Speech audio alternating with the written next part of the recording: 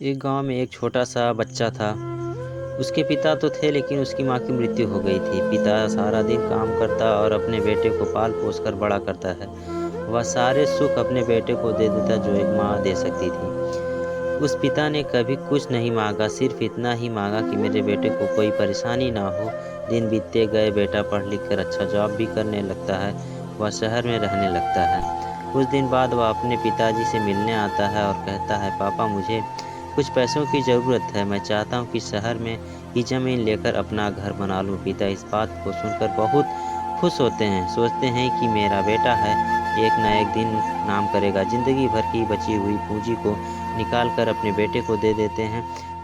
बेटा शहर चला जाता है, उन पैसों से अपना घर बना लेता है। पिता उधर इंतज़ार करता रहता है कि मेरा बेटा फिर से आएगा, एक ना एक दिन मेरे पास आएगा।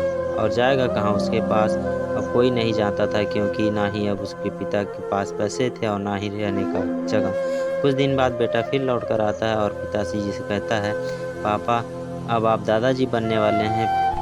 पिता को इस बात की खुशी होती है। बस इस बात को सुनकर वह कहते हैं,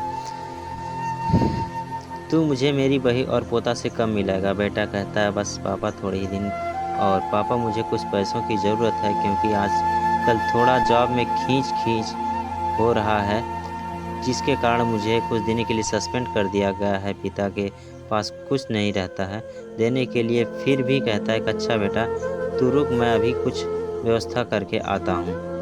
पिता बाद में महाजन से कुछ पैसे उधार लेकर अपने बेटे को दे देता है और बेटा पैसे लेकर शहर चला जाता है।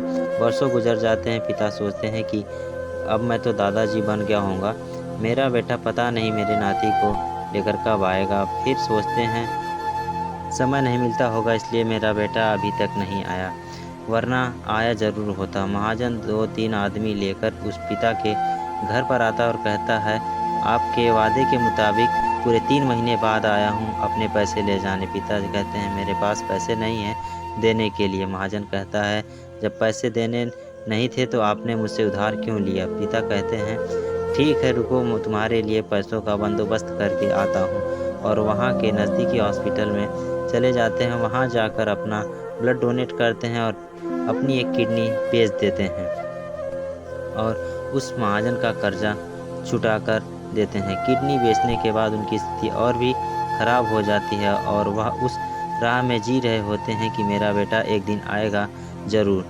इस आस में जीते जीते एक दिन पिता की मृत्यु हो जाती है, परंतु उस बेटे को अपने पिता को आग देने की भी किस्मत में नहीं हुआ। दोस्तों, ऐसे औलाद से होना ना होना बहुत बढ़िया है, क्योंकि एक लाचार पिता का मजबूरी नालायक बेटा कभी नहीं समझ सकता। दोस्तों, ये वीडियो कैसा लगा लाइक करके ज़रूर बताइएगा।